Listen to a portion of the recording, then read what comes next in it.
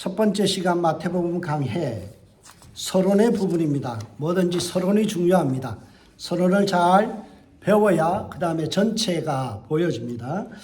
마태복음 첫 번째 시간의 제목은 이 시대가 잃어버린 예수라는 제목으로 함께 은혜 나누고자 합니다. 신약 성경을 펼쳐보면 첫 번째 네 권을 사복음서, 복음서라는 이름을 붙입니다. 마태복음, 마가복음, 누가복음, 요한복음 이렇게 네 권을 우리는 사복음서다라고 이야기하죠. 마태복음은 마태가 쓴 예수님의 일대기에 대한 기록입니다. 그런데 복음서 중에 최초로 기록된 이 마가복음은 16장으로 구성되어 있습니다. 그래서 마가복음을 기준해서 보면 마태복음은 28장, 분량이 매우 긴 이야기입니다. 약 40%가 더 긴 내용이 마태복음입니다. 마태는 마가복음의 내용의 50%를 가지고 오고 새로운 내용으로 채워져 있습니다. 마태만이 우리에게 전달해 주는 내용들이 있어요. 예를 들면 동정녀 마리아의 탄생, 동방박사의 이야기, 그리고 남편 요셉에 대한 이야기, 마리아의 남편 요셉에 대한 정보는 바로 마태만 우리에게 전달해 주는 내용입니다. 그리고 마가복음과 누가복음과 비교해 보면 마가와 누가는 예수님께서 갈릴리와 예루살렘을 수시로 오고 가는 것으로 기록되어 있습니다. 그런데 마태는 갈릴리 주변에서 대부분 시간을 보내고 예루살렘에 여행하시고 난 후에 마지막 한 주간에 예루살렘에서 십자가에 달리시고 부활하신 것을 묘사하고 있어요. 그러니까 마가와 마태는 기록이 다릅니다. 그래서 우리가 마태복음을 공부할 때는 항상 특징을 잘 포착해야 돼요. 마태만이 우리에게 전달해 주는 내용이 있어요. 다른 복음서와 비교하면서 입체적으로 in three dimension이라고 하죠. 입체적으로 우리가 성경을 봐야 합니다. 여러분, 성경에는 분량을 많이 할애하면서 마태, 마가, 누가, 요한이라는 이 네 가지의 색깔의 복음서를 전달합니다. 여러분, 성경 읽을 때 꼭 하나만 있으면 좋을 것 같은데 분량을 늘려서 사복음서를 우리에게 전달하는 것은 입체적으로 성경을 보라는 겁니다. 우리가 사람을 앞면만 봐서는 안 되고요. 뒷꼭지도 봐야 돼요.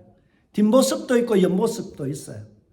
그래서 마태, 마가, 누가, 요한은 각기 네 방향에서 우리가 입체적으로 성경을 조명해 주고 있다라는 것입니다. 그래서 마태복음에는 마태만이 우리에게 전달해 주는 내용이 있음을 우리가 알고 그것을 독특한 그 특징들을 잡아내는 일들을 해야 합니다. 그래서 오늘은 마태복음을 본격적으로 우리가 강의하기에 앞서서 마태복음의 인트로덕션, 이 서론의 부분을 다루고자 합니다. 마태복음을 기록한 사람이 누굴까요? 마태입니다. 여러분, 마태가 마태복음을 기록했다라는 증거는 주후 125년경에 이미 사도 마태가 마태복음을 기록했다라는 그 내용을 인정하고 있는 권위 있는 9개의 사본이 있어요. 고대 사본 중에서 9개가 125년경부터 이미 마태복음은 마태가 기록했다라는 그런 내용들을 기록하고 있는 내용들이 무려 9개의 권위 있는 사본들이 있어요. 버전들이 있죠. 그리고 2세기에 파피아스라는 기독교 저술가라든지 3세기에 클레멘트와 오리게네스라는 유명한 신학자들이 이미 마태복음은 마태가 기록했다라고 이야기를 하고 있어요. 그렇다면 마태복음을 기록한 마태는 어떤 사람일까요? 여러분, 마태에 대해서 좀 생각해 보셨나요? 성경을 유심히 읽어보면 마태에 대한 기록은 성경에 5번 나옵니다. 마태복음 9장 9절, 10장 3절, 마가복음 3장 18절, 누가복음 6장 15절, 사도행전 1장 13절 해서 총 5번 마태에 대한 언급이 나옵니다. 그 이름이 마태라고 되어 있죠. 여러분, 마태라는 뜻이 무엇일까요? 하나님의 선물, 여호와의 선물, 그런 뜻이에요. 그러니까 그의 아버지가 마태라는 이름을 지을 때는 하나님께서 주신 선물이구나 라는 거예요. 여러분, 우리 교회에 예준이와 하준이가 있어요. 예준이는 예수님이 주신 선물이고요. 하준이는 하나님이 주신 선물, 그런 뜻이에요. 그처럼 마태는 여호와의 선물이라는 뜻이에요. 근데 마태에 또 다른 이름이 있습니다. 그게 뭔가요? 레위라고 되어 있죠. 레위라는 이름의 뜻은요, 연합이라는 뜻이에요. 유니온, 연합하다라는 거예요. 저는 마태 인생 사명이 뭘까 생각해 보니까 연합을 꾀하는 제사장 레위 지파의 그 지파에 속한 선물 같은 존재가 바로 마태가 살아가야 될 인생이에요. 여러분, 레위라는 뜻은 연합이잖아요. 모든 사람과 연합하고 유니온을 이루고 또 어떻게 해요? 존재 자체가 선물인 사람이 되어야 돼요. 그런데 우리가 성경을 읽어보면 마태는 전혀 자기 이름과 어울리지 않는 인생을 살아옵니다. 이름값 못하고 사는 사람이 바로 마태였습니다. 그것을 증명해 주는 내용이 뭔가요? 마태와 항상 따라다니는 그러한 직업에 대한 이야기죠. 세리 마태라는 겁니다. 세리라는 직업은 그 당시의 혐오의 직업이에요. 동족의 피를 빨아먹는 그런 나쁜 사람, 강도 같은 사람으로 인식되었습니다. 그러니 당연히 연합이 아니라 사람들과 불화를 일으키는 존재죠. 그가 끼는 곳마다 사람들과 다툼이 일어나요. 돈을 악착같이 받아내리는 세리, 그러니까 어때요? 사람들이 싫어할 수밖에 없죠. 연합이 아니라 불일치를 이루고 불화를 이루는 사람이에요. 선물 같은 존재가 아니라 뭐예요? 참 보기 싫은, 꼴 보기 싫은 인생이 바로 마태였다는 거예요. 그런데 감사하게도 하나님은 그런 사람도 쓰신다라는 거예요. 저는 성경을 읽어보면서 하나님은 베품 공예의 달인이시다. 쓸모없는 쓰레기 같은 것을 재활용해서 멋있는 아트, 이런 작품을 만들어내는 데는 하나님께서 참 대단하시다라는 거예요. 하나님은 망가진 인생을 망가진 대로 내버려 두는 것이 아니라 재활용해서 멋진 작품의 인생으로 만들어 가십니다. 세상에는 쓸모없는 세리 같은 마태였지만 예수님은 마태의 직업의 기질을 100% 활용하여서 마태복음을 기록하는 은사를 사용하셨어요. 여러분, 마태복음을 읽어보면 특징이 있어요. 마태복음의 특징은요, 세리 마태의 직업적인 병이 그대로 직업병이 드러나요.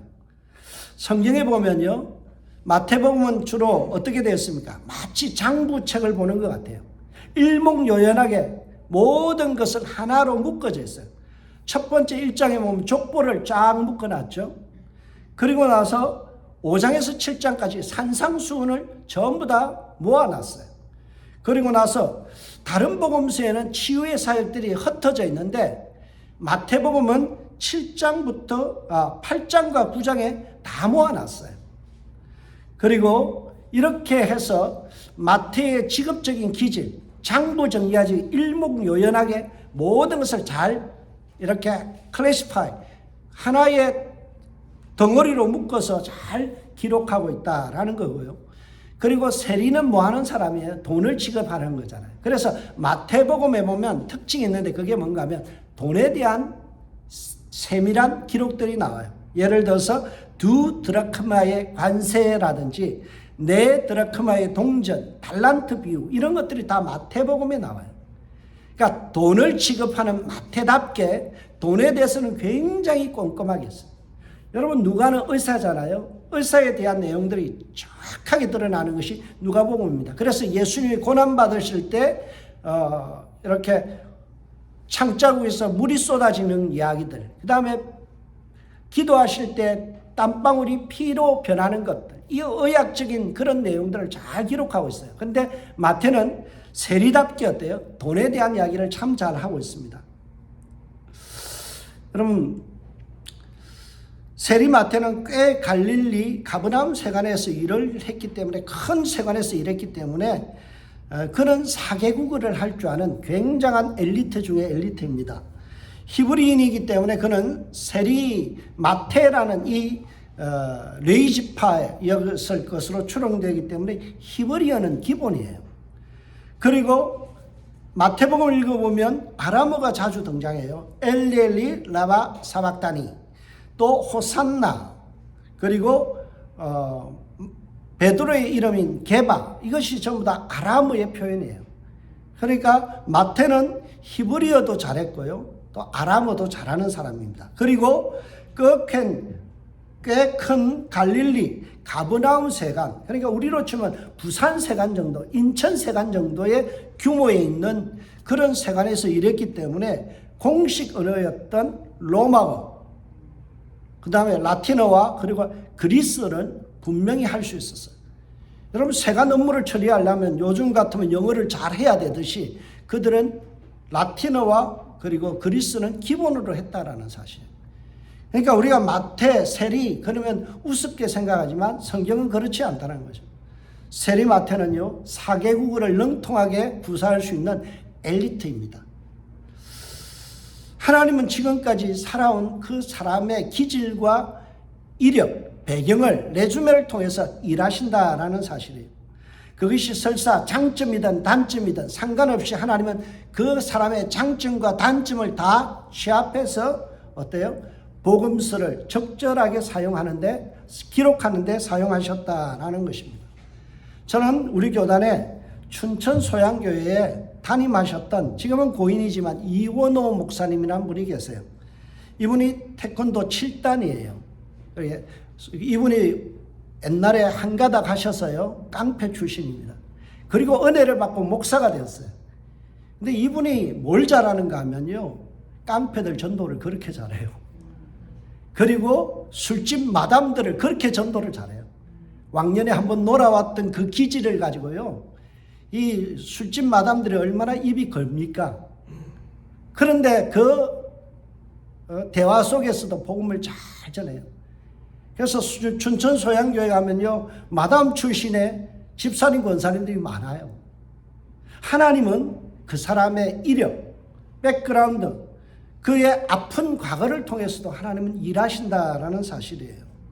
그 사람의 어두운 부분도 활용해서 하나님은 그 사람을 통해서 복음서를 기록하게 하시고 하나님의 사역을 펼쳐 나가신다는 거예요. 그래서 여러분들이 마태복음을 읽을 때 기대하십시오. 나의 약점이 도리어 하나님께 쓰임받는 통로가 될 수 있다는 사실이에요. 마태 같은 사람도, 손가락질 맞는 그 사람도 하나님께서 사용하셔서 복음서를 기록하게 하시고 하나님께서 놀라운 복음의 증거의 일들을 하셨다라면, 나 같은 사람, 세리 마태같이 손가락 받지 않고 살아온 나 같은 사람은 하나님께서 나의 장점과 단점을 통해서 얼마든지 영광 받으신다는 사실이에요. 그래서 여러분들 마태복음을 읽을 때마다 하나님께 기대하십시오. 하나님, 나를 써주십시오. 나 같은 인생도 주님 앞에 쓰임받는 요긴한 통로가 되게 해달라고, 그리고 축복의 통로로 쓰임받는 귀한 인생 될 수 있도록 여러분들 기도하시길 바랍니다. 그러면 하나님은 왜 세리 마태를 통해서 마태복음을 기록하게 했었을까라는 겁니다. 왜 그랬을까요? 복음서가 마가도 있었어요.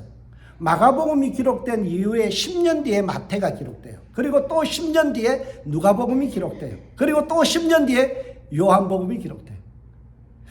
마가복음이 이미 있는데도 왜 하나님은 마태를 통해서 10년 뒤에 정보판인 이 마태복음을 기록하게 했을까요? 그것은 허틀에 갇혀있는 유대교 출신의 성도들의 생각을 깨트린 거예요. 그리고 더 넓은 세상으로 나아가서 섬김의 제자도를 실천하게 하기 위해서 마태복음을 기록했다라고 봅니다.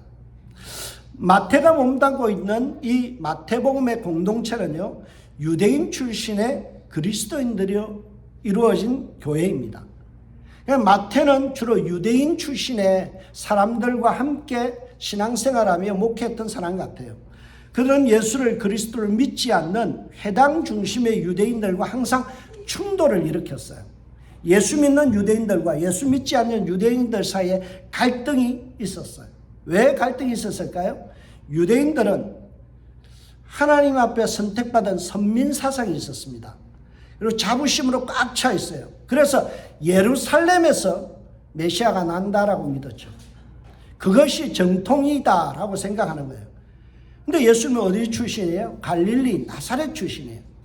그러니까 예수님이 메시아라고 주장하는 이 유대인 그리스도인들의 주장이 먹힐 수가 없는 거예요.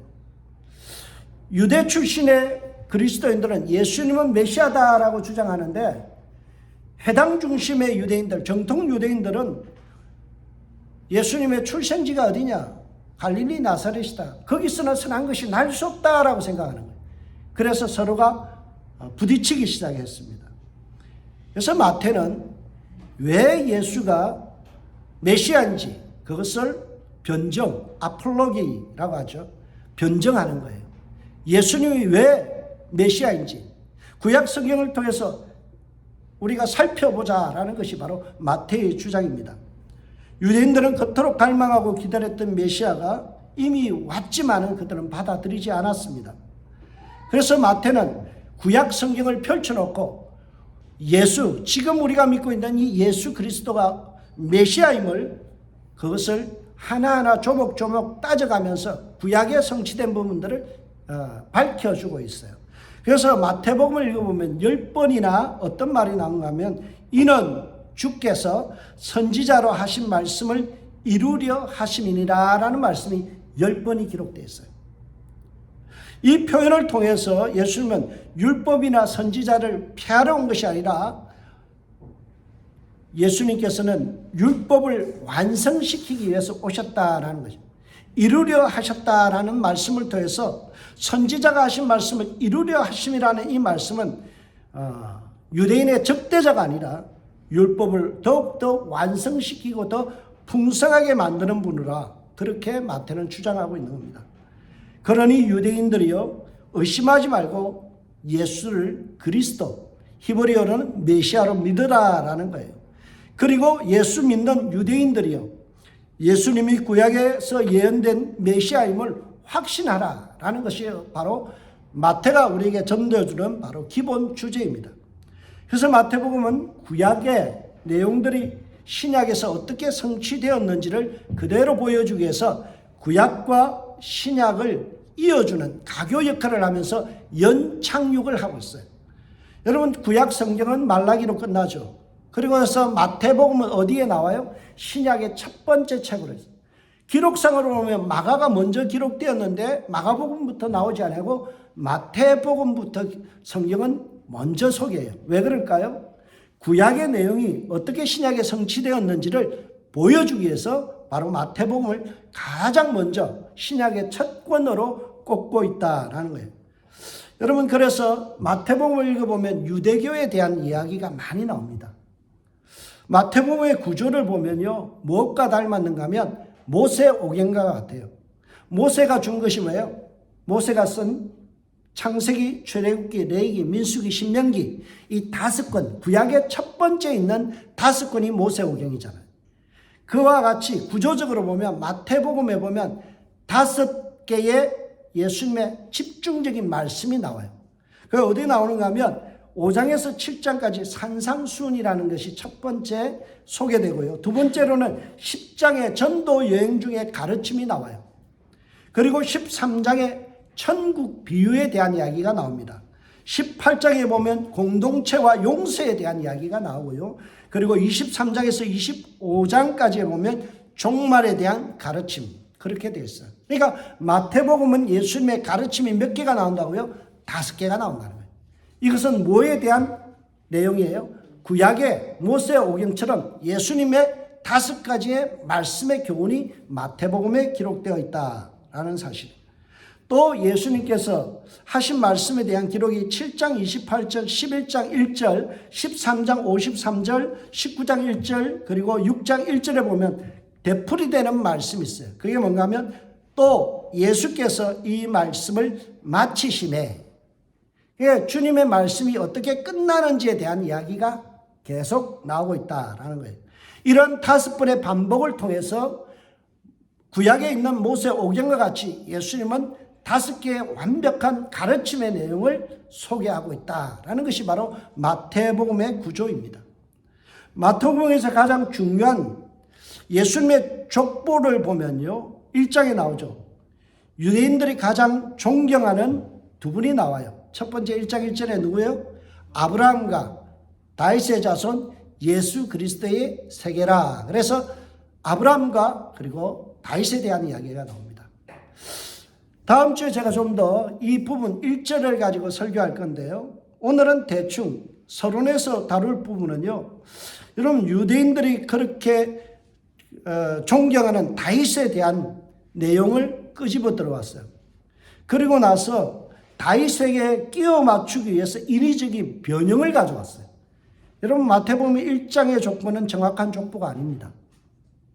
왜 그런가 하면 아브라함으로부터 다윗까지가 14대요. 또 다윗으로부터 바벨론까지가 14대요. 바벨론 포로로 이후로부터 예수까지가 14대다. 이렇게 성경은 이야기하죠. 근데 한번 세워보세요.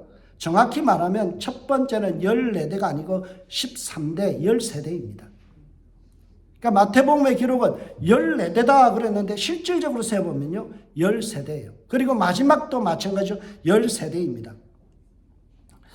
그러니까 마태는 지금 어거지로 14대다라고 이야기하고 있어요.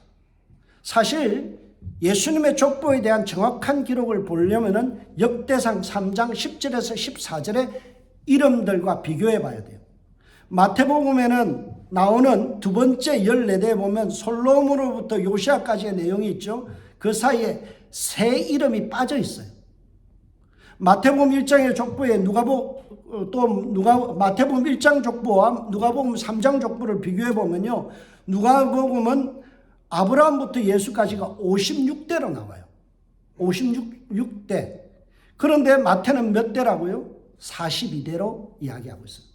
누구 말이 맞아요? 다 복음서인데. 누가는 56대를 이야기하고 마태는 42대를 이야기하고 있어요. 하나 볼까요? 마태복음 1장 3절에 보면 헤스론은 람을 낳고 람은 아미나답을 낳고 아미나답은 나손을 낳고 이렇게 나오죠. 그러니까 헤스론과 아미나답 사이에 누가 있어요? 람이 있어요. 근데 누가복음 3장 33절에 보면 헤스론과 아미나답 사이에 누가 나와요? 아니와 아드민이 나와요. 분명히 마태는 중요하지 않는 인물들을 빼버렸습니다. 의도적으로 뺀 거예요. 여러분, 낳고라는 이 말을 잘 해석해야 되는데 히브리어에서는 낳다라는 말이 내가 자식을 낳다는 것이 아니라 대를 이어가다라는 뜻이에요. 그래서 할아버지에게서 정손자로도 이어지면요 그게 낳고라는 표현이 되는 거예요. 그러면 왜 마태는 14라는 숫자에 집착할까요? 14대요, 14대요, 14대요 이렇게 집착을 하고 있죠. 이것은 히브리인들의 생각을 좀 우리가 알고 읽어야 돼요. 히브리인들은 게마트리아라는 숫자로 숫자 풀이를 잘해요. 우리는 A, B, C, D가 있잖아요. 근데 히브리어는 알렙, 베스, 김멜, 달레, 헤, 바브자 이렇게 나가거든요. 거기에는 우리는 숫자를 1, 2, 3, 4로 표현하지만 그 사람들은 알렙 하면 1이에요. 베스 하면 2예요.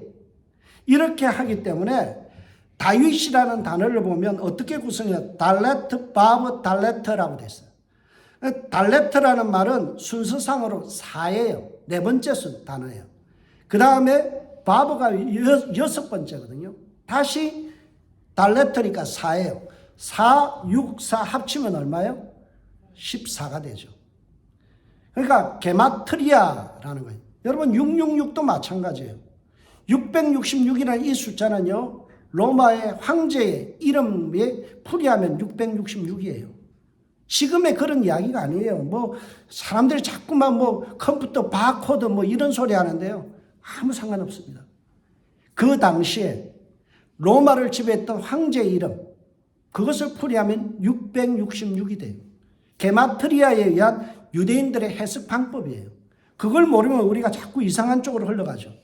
마태가 14를 걷고 우기는 것은요. 14, 즉 다윗과 예수님을 연결시키기 위한 거예요. 여러분 이것이 변형을 준 거예요. 누가는 56대인데 마태는 41대로 이야기하는 것은 이것은 바로 변형을 통해서 예수는 다윗과 같은 존재다라는 거죠.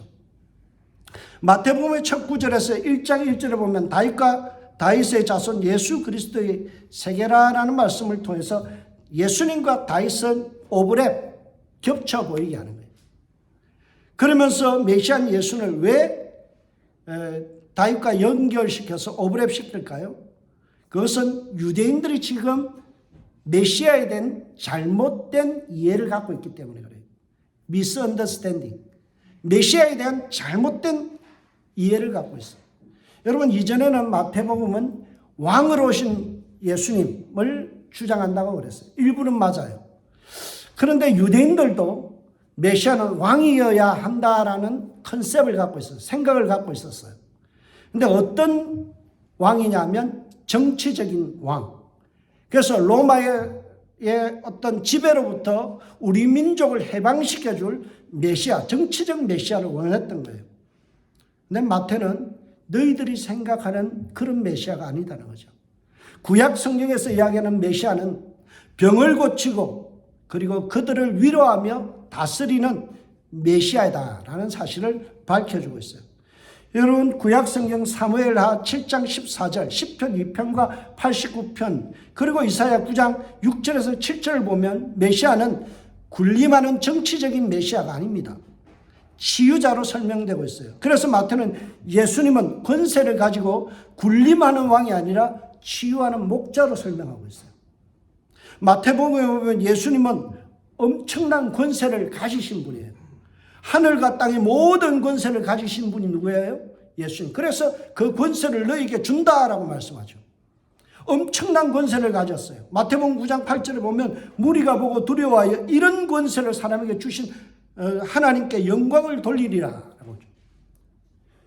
여러분, 사람들이 깜짝 놀랄 만큼 예수님은 권세, 오토리티를 갖고 있어요. 파워를 갖고 있어요. 그러나 예수님은 단 한 번도 그 파워를 자기를 위해서 사용하지 않습니다. 정치적인 이슈를 위해서 사용하지 않아요. 그에게 있는 권세, 파워와 어떤 능력을 가지고요, 뭘 해요?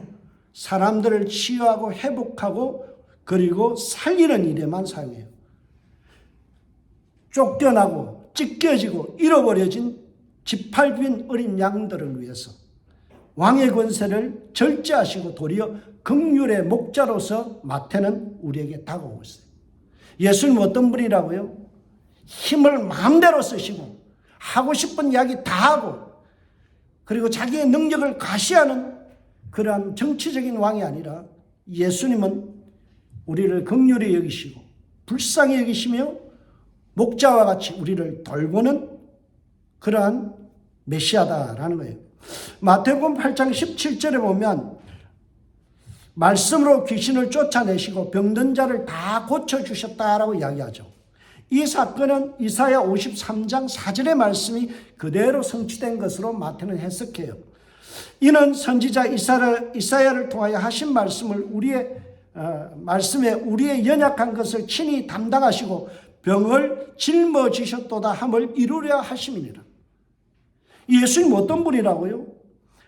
이사야가 예언한 대로 우리의 연약한 것을 친히 담당하시고 병을 짊어지신 예수님.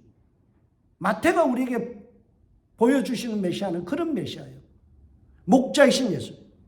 대단한 능력을 가지고 자기를 위해서 힘쓰고 자기를 과시하고 자기를 드러내는 것이 아니라 병든 자에게 다가가서 그들의 고통을 짊어지고 민족의 연약함을 대신하는 긍휼을 베푸시는 예수님. 오늘 시대가 잃어버린 바로 예수가 이 모습이에요. 마태복음 20장에 보면 마태복음이 독특하게 포도원 품꾼의 이야기를 하고 있어요. 우리가 잘 아는 내용이죠. 아침 9시 온 사람이나 저녁에 5시 온 사람이나 똑같이 임금을 지불해요. 여러분, 요즘 같은 세상의 시스템에서는 어때요? 무노동, 무임금이에요. 일 작게 했으면 작게 받는 게 맞고요. 일 많이 했으면 오래 했으면 돈 많이 받는 게 맞죠. 그런데 예수님은 뭐라고 해요? 아침에 온 사람이나 저녁 5시 온 사람이나 똑같이 주님은 임금을 지불해요. 세상의 관점에서는 틀렸지만 긍휼의 관점에서 보면 이것은 공평한 직업이에요. 여러분 잘 들으십시오. 빵이 2개가 있어요. 2사람이 나눠 먹으면 어떻게 나누는 것이 공평한 것인가요? 대부분 사람들은 하나하나씩 나눠 먹는 게 공평하다 생각해요. 그러나 성경의 관점은 그렇지 않습니다. 배고픈 사람이 하나 반을 먹고 배고프지 않은 사람이 반 개를 먹는 거예요. 그게 공정이에요. 그게 긍휼의 관점이에요. 여러분 오후 5시에 포도원에 들어와서 일을 하는 사람을 한번 생각해 보세요. 그 사람이 노동력이나 노동시장에서 가치가 있는 사람일까요? 아니에요. 1차적으로 9시에 선택된 사람이나 그리고 점심때 12시에 선택된 사람이 힘이 좋고요. 어딜 가도 일할 수 있는 사람이에요. 오후 5시에 불려왔다는 것은요, 노동력이 없는 사람이에요. 그들은요, 쓸모없는 인생이에요. 경쟁에서 밀린 사람들이에요. 그런 사람이 오늘 어떻게 하다가 오후 5시에 선한 주인을 만나서 일할 기회를 얻었어요. 며칠을 일을 못한 사람일 거예요. 연약한 사람이죠. 사회에서 소외되고 버려진 인생이에요. 그들에게요, 똑같은 임금 한 달란트는요, 한 데나리온은 어때요? 며칠 동안 굶었던 사람에게는 요긴한 돈이에요. 항상 아침 9시에 불려 들어가는 사람은요, 그 돈 없어도 내일 일할 수 있는 사람이죠. 그러나 오후 5시에 불려온 사람은요, 어때요? 그거 없으면 며칠을 굶어야 될 사람이에요. 그래서 성경은요, 그런 관점에서 공평을 이야기하는 겁니다. 마태는 선민이라는 우월 사상에 빠져있는 유대인들을 향하여 긍휼, 머시를 아는 백성이 되라라고 가르칩니다. 마태복음 9장 35절에서 36절에 보면 예수님께서 어떤 분인가요? 예수께서 모든 도시와 마을을 두루 다니사 그들의 회당에서 가르치시며 천국 복음을 전파하시며 모든 병과 모든 악한 것을, 약한 것을 고치시니라. 무리를 보시고 어떻게 하셨다고요? 불쌍히 여기시니 이는 그들이 목자 없는 양과 같이 고생하며 기진합니다. 여러분, 마태는 우리에게 예수님을 어떻게 소개해요? 해당에서 가르치시고 복음을 전파하실 뿐만 아니라 모든 병과 모든 약한 자를 고치시고 불쌍히 여기시는 예수님. 왜 그래요? 목자 없는 양과 같이 유리하고 기진하고 탈진한 그들을 불쌍히 여긴다는 거예요. 긍휼히 여기시는 예수님의 모습을 마태는 부각하고 있어요. 이것이 다윗의 자손이 오신 목적이에요. 우리는 자꾸만 어때요? 예수님을 생각할 때 파워, 힘 있는 교회를 생각해요. 여러분, 구약 에스겔서 34장에서 37장을 읽어보세요. 어떤 메시아를 이야기하고 있나요? 치유자, 회복시키는 분, 긍휼히 여기시는 예수. 마태복음을 보면 예수님을 그리스도로만 표현해요. 그리스도라는 말을 우리가 1장 1절에도 아브라함과 다윗의 자손 예수 그리스도의 계보라고 이야기하죠. 그리스도라는 말을 히브리어로 바꾸면 메시아라는 말이에요. 그런데 이 메시아라는 말의 뜻은 어떤 뜻인가 하면 특별한 봉사, 직무를 위해서 하나님께서 기름 부었다는 거예요. 그러니까 봉사의 포인트가 있는 거예요. 뭐 하려고 기름 부었다고요? 봉사, 서비스를 위해서 기름 부은 자가 누구냐? 메시아라는 거예요. 군림하는 왕이 아니라 긍휼한 마음을 가지고 서비스하는 예수님이에요. 그래서 예수님께서 허리에 수건을 두르고 제자들의 발을 씻기죠. 주님께서는요, 섬김을 받으러 온 것이 아니라 섬기려 이 땅에 오셨다라고 말씀하죠. 그래서 유대인들은 십자가에서 죽기까지 하며 긍휼을 베푸신 그리스도를 받아들이지 못하는 거예요. 그들의 컨셉은 왕이어야 돼요. 그들의 컨셉은 힘이 있어야 돼요. 그들의 컨셉은 파워가 있어야 돼요. 유대인들은 원하는 메시아는 그런 메시아인데 예수님께서 오셔서 보여주신 메시아는 어때요? 약한 자를 돌보고 서비스하며 죽기까지, 십자가에서 죽기까지 긍휼을 베푸시는 예수님의 모습이잖아요. 여러분, 저는 오늘 본문을 준비하면서 이런 생각이 들었어요. 오늘날 교회는 세상에서 봉사하는 그리스도를 선호하는가? 아니면 군림하는 교회를 선호하는가? 오늘날 교회는 이름을 드러내고 우리 교회 크다, 우리 교회 많이 모인다, 우리 교회 예산 많다, 이딴 어떤 자랑거리를 드러내는 그런 것이 오늘날 교회 아닌가요? 교회가 정말 해야 될 일은 뭔가요? 가난한 자, 소외된 자, 힘든 자들을 긍휼히 여기며 그들과 함께 울어주고 함께 웃을 수 있어야 돼요. 이것이 교회가 해야 될 일이에요. 유일하게 복음서에서 마태복음에만 교회라는 단어가 나옵니다. 마태복음에만 교회라는 단어가 나와요. 16장 18절과 18장 17절에 나오는데요. 두 번 나옵니다. 왜 교회라는 단어를 썼을까요? 교회가 해야 될 일이 있다는 거죠. 교회는 마태복음 18장 18절에서 메고 푸는 엄청난 권세를 가진 단체입니다. 이런 막중한 권세를 가지고 세상에 향하여 우리가 어떻게 해야 될까요? 군림하는 자세가 아니라 섬기는 자세, 긍휼을 베푸는 자세가 되어야 된다. 이거는 유대인의 벽을 넘어서야 돼요. 그래서 그런 차원에서 마태는 이방인 선교에 대한 이야기를 많이 하고 있습니다.